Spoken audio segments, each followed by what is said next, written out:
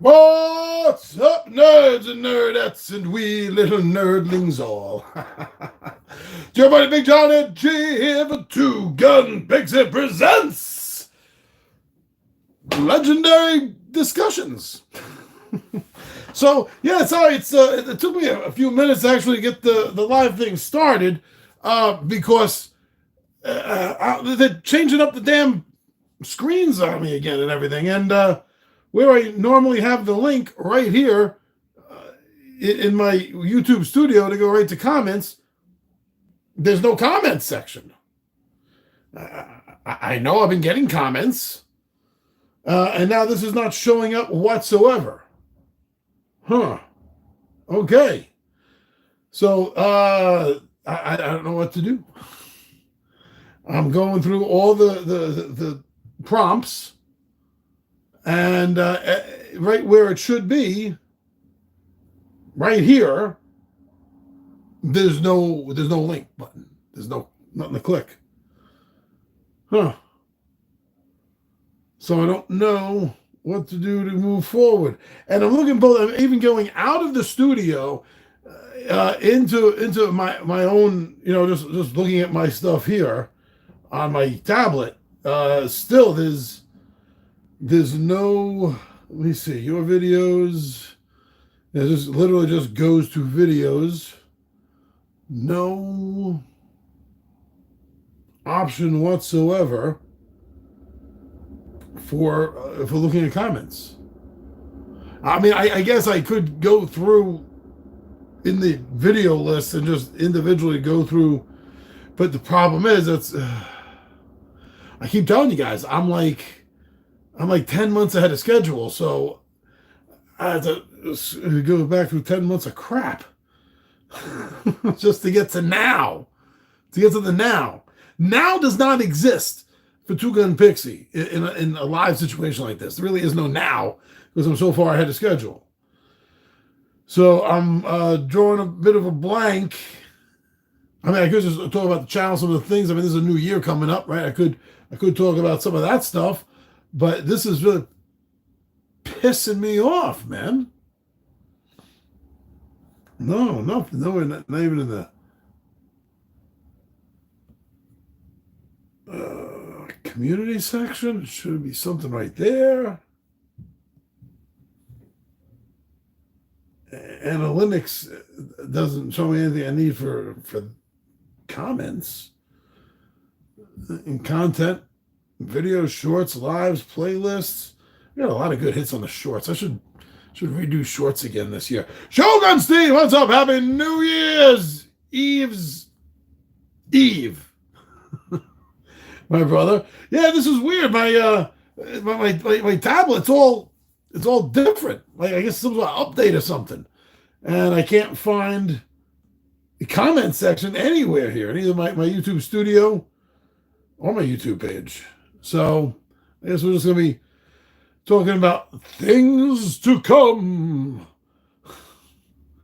All right, well, I guess the first thing is if anybody that saw the thumbnail for today's weekly Two Gun Pixie weekly scheduling update, if you saw that, then you notice that there's a couple of extra things going on for Two Gun Pixie. So yeah, I do have part 2 of the 2-part coming up for the Pixie Playhouse. I'm really happy about that since that takes a lot of time, a lot of effort, a lot of energy to do. So that's only going up once a month. Eve Shogun Steve, we are just too old to figure out all this technology. I remember Commodore VIC 20. I'm too old. I love my Commodore 64. Wasteland. Still one of the greatest post-apocalyptic video games that I've ever played, regardless of the fact that it was text-based, which should put off everyone nowadays, right? But yeah, great. I remember that stuff. Yeah, and I thought that was difficult to get through back in the day. And just trying to figure out what the hell they did. I mean, I didn't think I was going to need a practice run to figure out where the hell my comments were. I don't know. Well, anyway, so yeah, the Pixie Playhouse. Now, besides that, I got some. Oh, you know what? Let me get a drink here. Besides that, I got something. I got something else coming up that I think is going to be fun, which is why I'm doing it. Thank God this is a for fun channel because it doesn't really matter if anyone else thinks it's fun or not. But a bunch of books, right? Over the holiday, and these are Endless Quest, right? The TSR's version of the Choose Your Own Adventure books. I got that. Specifically this one right here, Captive Planet. This is their Star Frontiers, or one of the two. I think there was at least one other Star Frontiers book, and then I got 4 from the. So there's a comment. Hold on, 4 from the Fighting Fantasy series. I've never read these, played these before. So I got the 2. Well, the first one was supposed to be extremely good. A lot of good things about that. And a sequel to it. I got the sequel to it. And not really a sequel, but because of some magic items stolen from Firetop Mountain, this happens, right? And then also Fighting Fantasies fantasy stuff, going into their superhero genre stuff.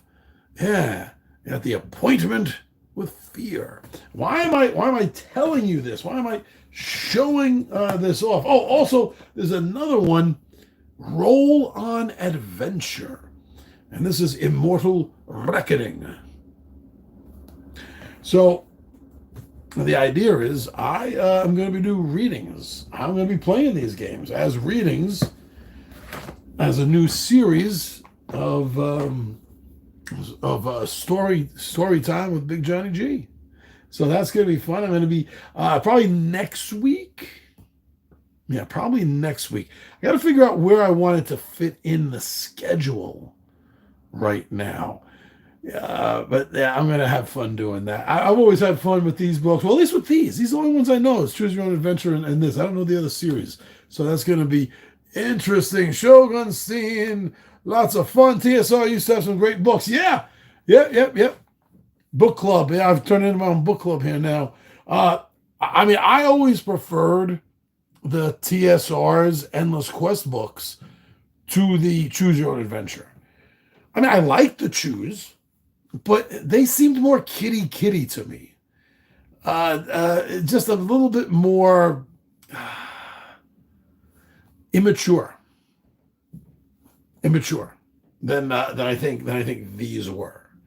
So there's also at least one Gamma World book. I got that one too. I got the Gamma World. I got the other one of the Star Frontiers already. I've had them for the last couple of years. So I have options. I got a lot of good options here to do for these talk throughs, these story hours. So that's going to be pretty fun, I think, coming up in the new year that I'm looking forward to. Now, here's some big news. Okay, we're closing in. We're getting into the almost the 10-minute mark here, and my voice is already starting to dry up again on me. So let me have a drink, and then I'll tell you some big news, some big changes around here.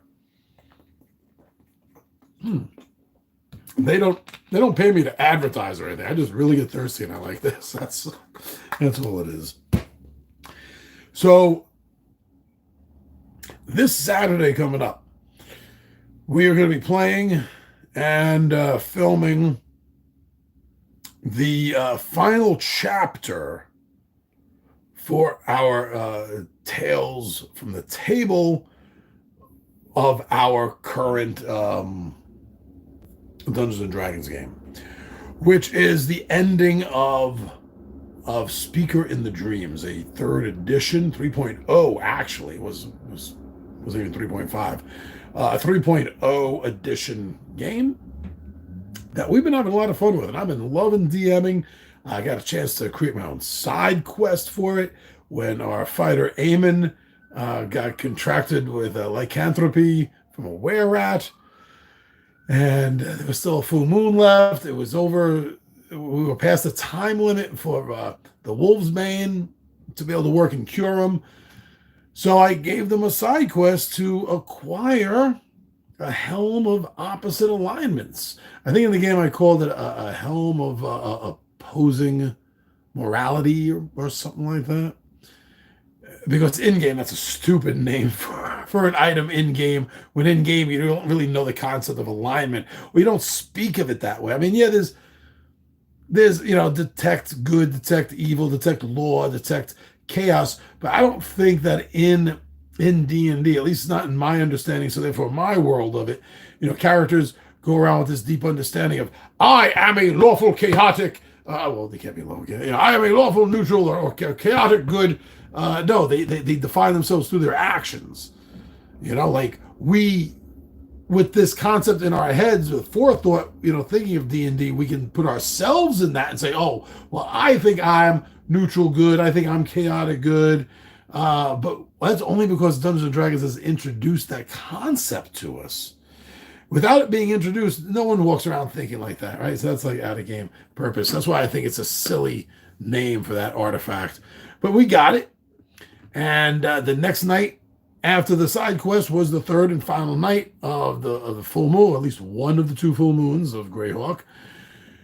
And as he transformed and turned into a dire rat inside his armor, we threw the helmet on his armor, and when the rat tried to get out through it, it was basically coming through the armor hole where the helmet was. So therefore, wearing the helm, and that changed it from lawful evil to from lawful evil to chaotic good. And he was lawful neutral when he first started this campaign. So he's been bouncing around that alignment stuff. So yeah, it's been a lot of fun. It's been a hell of a lot of fun. I'm really looking forward to this. I sort of fast-tracked it a little bit. I did fast-track it a little bit, really shaving off one adventure.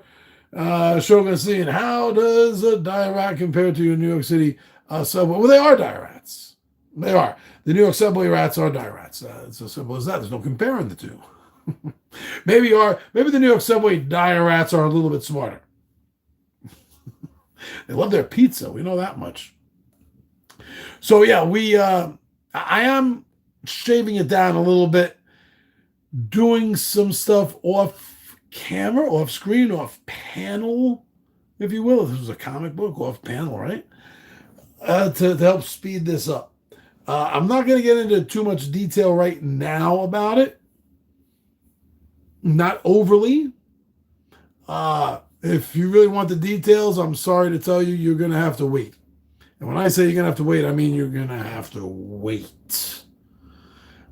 Because what we're filming for the next installment of our Tales from the Table episode, Dungeons and Dragons, Speak of the Dreams, from your point of view, watching me right now, hearing me right now, it's like 10 months away. Well, actually, this would be 11, right? So yeah, so November. More than likely, it's going to air in November. And that's when you're going to find out all the shit that happened. But for right now, let's just say me, Ron, and Rob have had to pare down the table a little bit. And I have 3 new players. Well, technically 4. Well, three new players and 1 old returning player that are going to be sitting in and taking the place and continuing this campaign. My time's not getting wasted, my friends. I'm the DM. This is my campaign. My time is only wasted if I end it. So, yeah, we're moving forward with this. So, a lifelong old friend of mine, Tim, is returning. He's going to be gaming with us. We already have his character chosen, made, created. He will not be in this last finale. He's going to be joining us when things pick up again for the next adventure after this, moving forward. And then I went on Facebook and I found a Dungeons and Dragons finder. I found a few things that I joined. One was a group finder, but I think the one that I had the most success with was Dungeons and Dragons for Old Dudes on Facebook. And I posted. I posted like 30, maybe that was a little overboard. I posted like 30 of my coolest, best looking photographs from my setups, my table builds, and said, listen, I got 3 spots for my table that I'm looking to fill. I'm here in New York City. I'm looking for someone that's, hopefully be ready to play at least once or twice a month and is willing to sit down for a 6 to 8 hour game, and is able to communicate. Is able to communicate with their DM on a regular basis. So, for Facebook standards, it practically went viral. I posted this last week, like a week ago, and it's within like a day. It slowed down now, but within a day, 2 days, it cracked 1,000 views, over 300 comments. And when you go on Facebook and like really big articles that have a lot of attention on them, a lot of comments on them, they have this like meta AI sort of synopsis of what the article is about. I have one of those. There's actually a meta AI description of my comments, and in the summarization, it says that my gaming room has been called a mecca of gaming. So that was really fun. I ended up getting at this point now it's like six or seven now with Emma. Sorry, so bad with new names. I gotta pare down. I gotta pick and choose.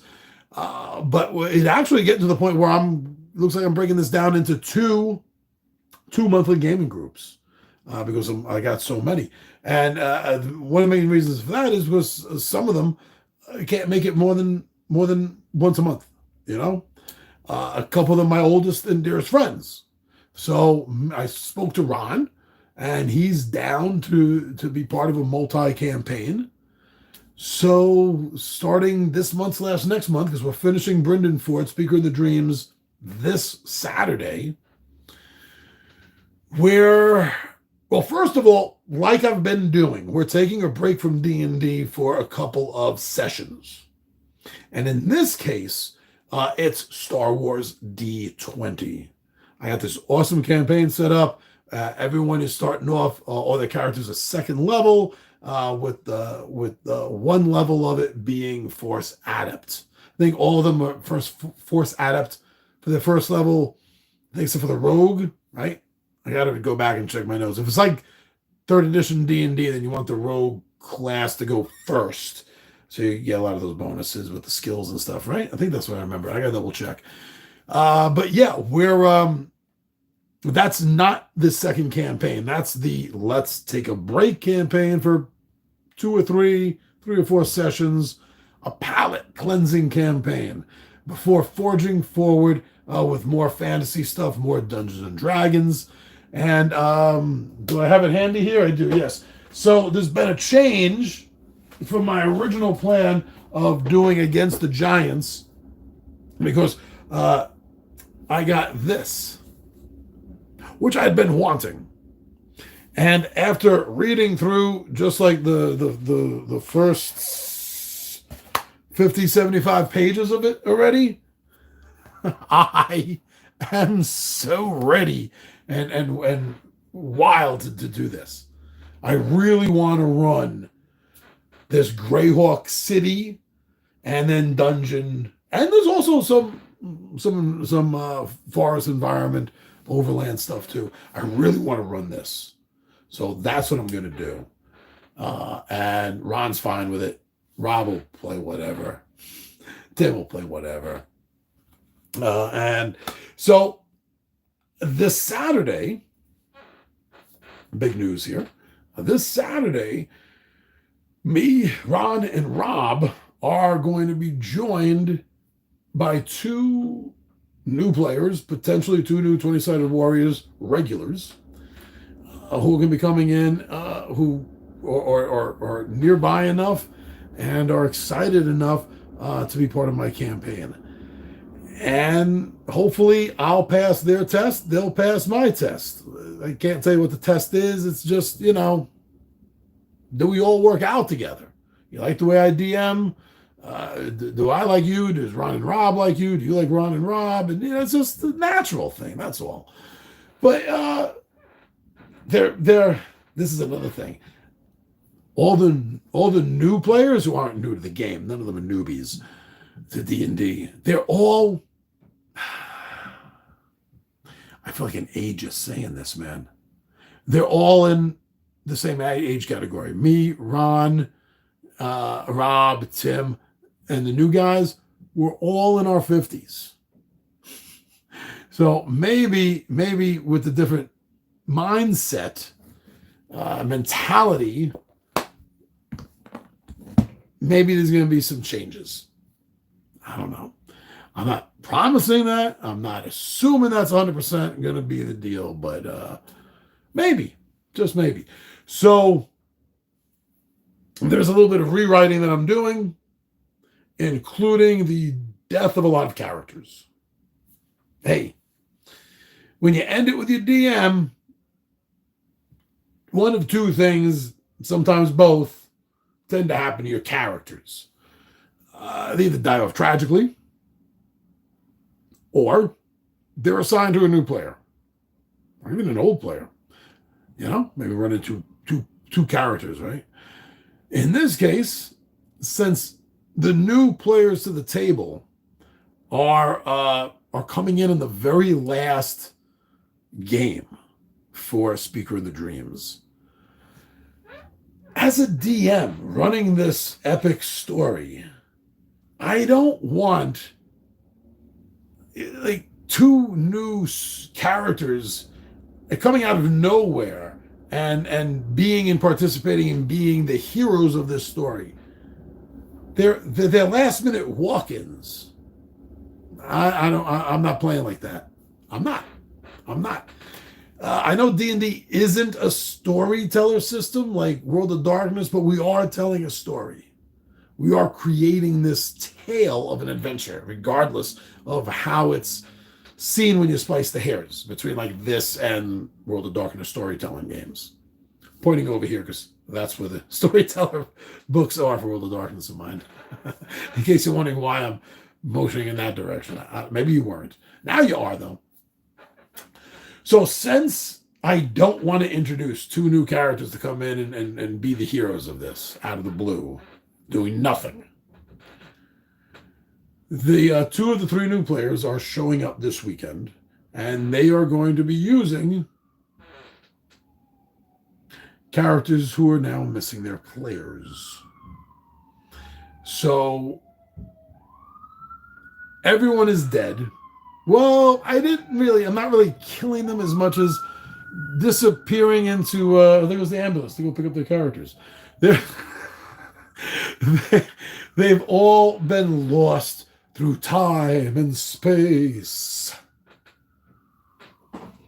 Because I'm the DM and I said so.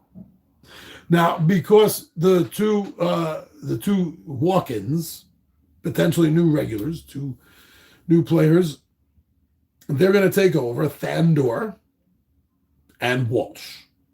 So our elf archer will be present and our human monk.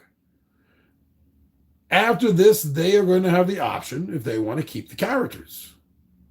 If they don't, I don't know. I'm not going to, force a dog through a flaming hoop. But, if there's a chance that they die, they die. If not, I'll just write them off somehow.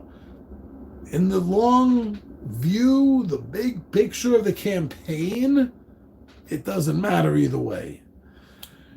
I know that the third new player is very interested in playing a human illusionist. Another reason it's very easy for me to let Renrick just through space and time, since we have a new illusionist coming into the party. And from the way he's been talking, he sounds like he's going to be playing it like a real illusionist. And is going to be casting more than just enlarged person and hypnotic pattern. He's going to be doing some real illusioning. So this is going to be fun. Now, I said there's going to be 2 campaigns. So, although we're starting the second ongoing, continuous, simultaneous campaign in January next month, a couple of weeks, I'm probably not going to throw it into the mix until until May, about halfway through the year, May or June. Maybe May, because that's a big month for me in Two Gun Pixie. Maybe I'll throw it in May. Maybe we'll start that up. But this also gives us time to have some buffer time. A couple of weeks you can't game. That's fine. You have this on the side. You have this all prepared in the can, ready to go. But it's going to be have an actual rule book here, or just all these are source books. Oh, source books. Here we go. Hold on. The other one I'm starting. So the idea is 2 Dungeons and Dragons a month and a partridge in a pear tree. Can't get the parodies out of my head. I've been writing all month. So yes, the idea is a standard month with 4 Saturdays. I'll have one for myself, my wife, my family, other friends that don't game. And for the other 3, there's going to be 2 dedicated to our ongoing D&D campaign, and then 1 second edition, my favorite edition, of Mutants and Masterminds. And I'm going to be playing this in Freedom City, and it's going to be set when the book came out. It's going to be early 2000s, like 2003. And characters have already been getting picked, so this is good. There's going to be 2 campaigns. Basically, Rob and Tim are going to be good for 1 game a month. Yeah, me and Ron are good for gaming like 3 times a month, basically. And the new guys, at least twice a month. It seems like they're going to be good for it. So if I got 2 players, right, that can play once a month, 3 players that can play twice a month, and a couple of players that can play 3 times a month, well, I divided it into 2 campaigns. And I told them, I said, I don't want to be doing 2 D&D campaigns, though. I mean, I could, but I'd rather change it up.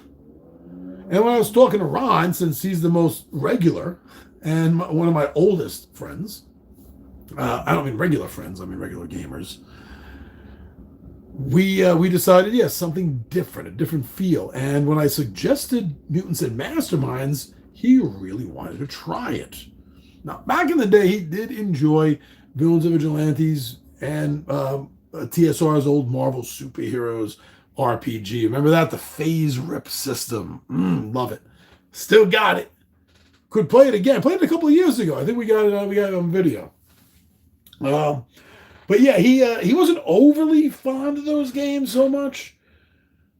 And partly back then that was my fault because I never handled XP and character growth very well at all in Villains and Vigilantes by Fantasy Flight Games or TSR's Marvel Superheroes. Not at all. I mean, I let characters change whenever, like it would be part of the story, there's like Iron Man's armor changes, and Thor changes, and they'll all change. So I allowed that, but yeah, I wasn't using like in Marvel superheroes, it's a karma system. I wasn't using that. And nobody minded except Ron and Rich, his brother. And they were like that. From what I remember, anyway, this is going back a long time ago. That was one of the main things that kind of threw them off the game. And they're like, can't we play D&D instead? Or Boot Hill? Or one of the other things, John? Or Gamble World? So, yeah, we went back to it. But with Mutants and Masterminds, he's really excited for it. I explained to him the system. I explained to him the XP or PowerPoint system. They use PowerPoints for XP in this game. And he's really excited for it. And I spoke to Rob and I spoke to Tim, and they're both down for it also, already speaking to me about the kind of characters that they want in the game. And the game is very specific on its character structure, because everything is based on point build, a very strict point build. When I say everything, I mean everything. From the skills that you buy, the feats that you buy, your ability scores, your saves, your attack score, your defense score, your powers. Every single thing is bought by PowerPoints, 15 PowerPoints per level, which is why it suggests if you want to play heroic superheroes, you start at power level 10, which is what I'm doing. It's a very interesting system, very workable system with the points and using flaws to counteract some of the multipliers and drawbacks to take a few points away on the side here and there. You can really splice hairs in power creation to make the character exactly the way you envision him or her. I love the whole system. I think it works better than any other superhero system that I've played. And besides the two mentioned, I've also played GURPS, Supers, and Champions back in the day. This is the best system to play a comic book, not a superhero game. And I think I want you to understand what I mean from that is this game covers your civilian life as well. Now, they could be incorporated in the other games, but they weren't part of the adventures. They weren't part of the campaigns. This time, it really is. So I think that's another reason some of the players are excited about this. Tim and Rob just want to RPG anything as long as we're all hanging out together. So very cool on them. Love that attitude. Thanks for the trust, guys. So that's what we're doing. So that's going to be a big change, but you're not going to be aware of it until almost this time next year. You'll meet the new players, like I said, probably around May. I'll start putting those the videos up, because by then I should have 6, ideally, in a perfect world. But hopefully 4 or definitely 5. I'd feel happy to start airing them when I have 5. When I have 5 banked. That's what I'll do. And they'll air on Thursdays, just like the other Tales from the Table. But I'm not going to do setups. This is all going to be Adventures of the Mind. So there's not going to be no table builds to show. Now, what I'm hoping is also by this time next year that I'll have started getting some modern day terrain stuff. I have a few pieces I got for Werewolf the Apocalypse, but the troublesome players at my table ruined and destroyed that RPG session for us. I like to go back to that with the new players. And Rob and Ron really liked the system too. They want to go back and try it again. So now that I got a lot of the troublesome players away from the table, that's an option. But probably won't be till later in 2025 before that's played. Gotta see when it fits in.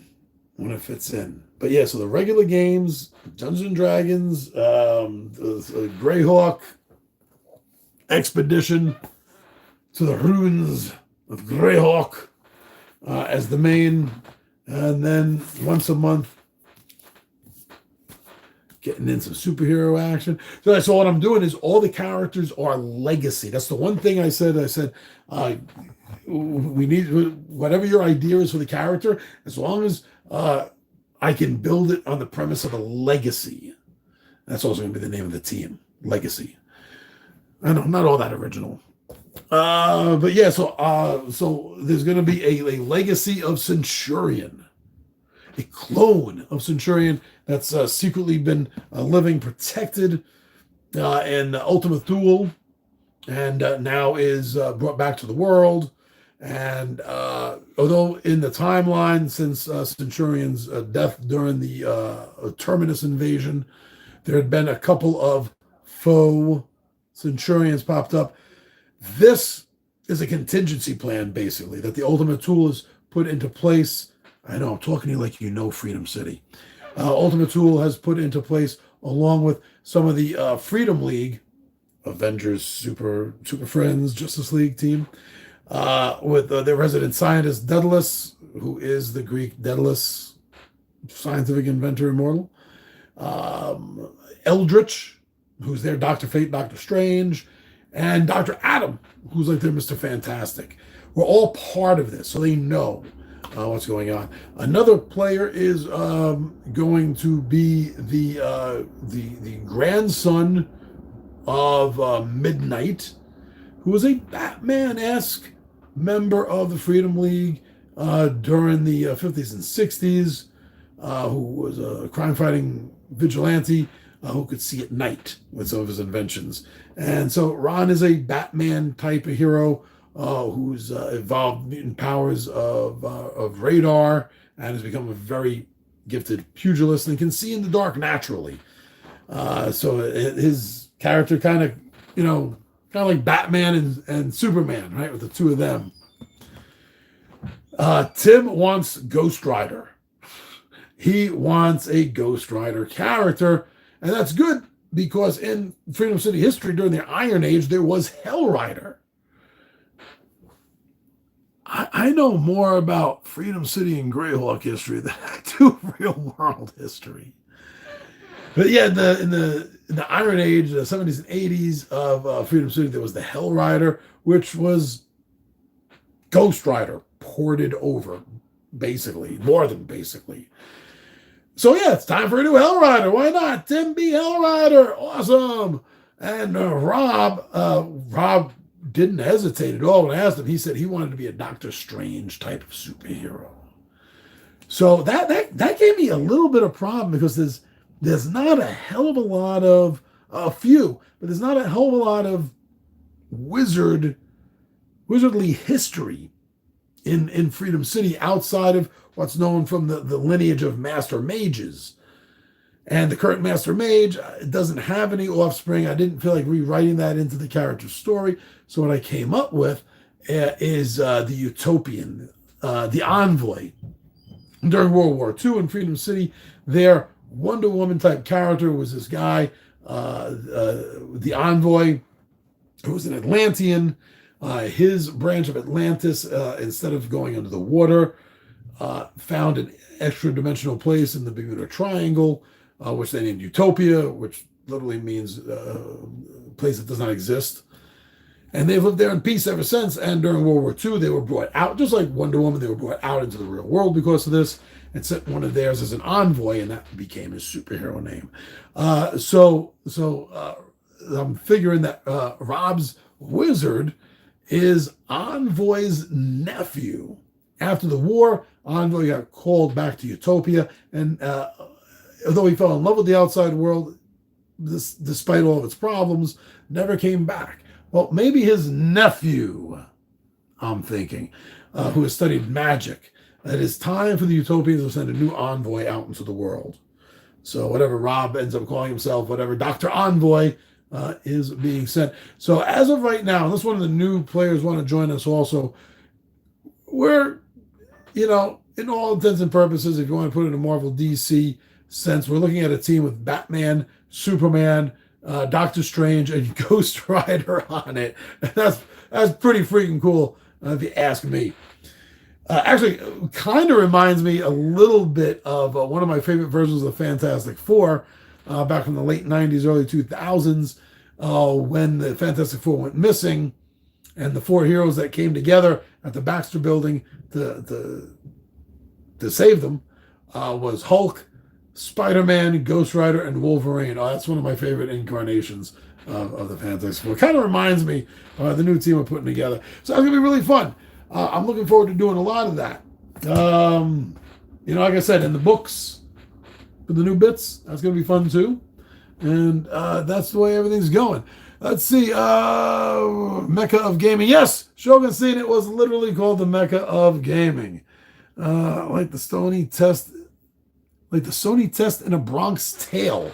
Like the Sunny test. Yes. Non-woke Generation X D&D. Damn straight. I've always been happy to, no matter how, it's easy to just pick an easy word like annoyed or something, but let me try to be a little bit more unimpressed. Although I was completely unimpressed with 4th edition, not really much more impressed with 5th edition. I've never really gotten into the audition wars of Dungeons and Dragons because I think it's fucking stupid. It's like fighting over who's your favorite version of Superman. Superman Prime, Superman Boy, Superman Earth 2. It's stupid. And this chair is squeaky. So I never really did get into the edition wars too much. Honestly, there should be no more D&D. After 3rd edition, really, why bother with anything else? Hey, go back and find my midday monologue Monday title, We Should Just Let D&D Die. And that explains everything. Because honestly, there's enough D&D written material and online material that you can create anything you want for D&D. And that's what D&D is about. D&D is about house ruling. D&D is your D&D. That's what D&D is. If you want this super woke DEI Dungeons and Dragons world, go for it. That's your fucking world. Do it. I'm not going to stop you. In fact, if somebody else says they want to stop you, I'll defend you. Kind of reminds me of a phrase from my parents. My parents were born in 1933. Okay, silent generation. And they had a phrase that stuck with me even to this day. And that is, I may not agree with you, but I'll defend your right to say it. And it's true. I feel like this way too. If you want to play your woke D&D, do it. And I'll even defend you for doing it. But what I don't agree with is when you force everything in the rules, the official rules, has to be this, has to be that. You got to do this when you're afraid, and everything's got to be feeling equal. No, you don't force that shit down other people's throats.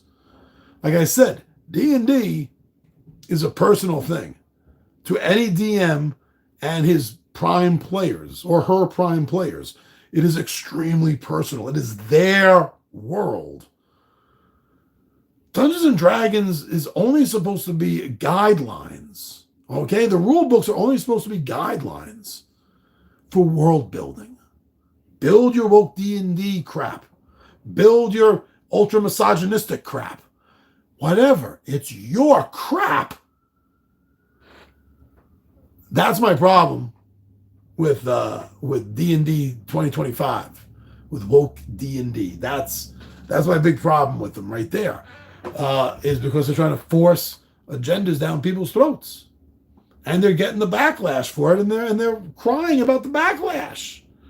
Well, no, you don't get to do both. You don't get to complain and then cry when people are bitching about your complaining and pointing out how stupid you and your complaints are. No, please, that's being a hypocrite. That's where I stand, Shogunstein, on this whole D&D woke crap. It's only crap when it's being forced down someone's throat. If it's what you believe in, then fine. It's beautiful. Run your damn world the way you damn well want to. No, but to hardwire these changes right in the books, in the rule books, and I just heard today, because I try to stay so far away from this, but I just heard today that they literally changed the word race. They removed the word race from Dungeons and Dragons because it's a trigger word. And they replaced it with species. So the orcs are their own species, the humans are their own species, and the dwarves are their own species, and the elves are their own species, and the gnomes and the halflings, they're all their own species. So where the fuck do we get half elves and half orcs from?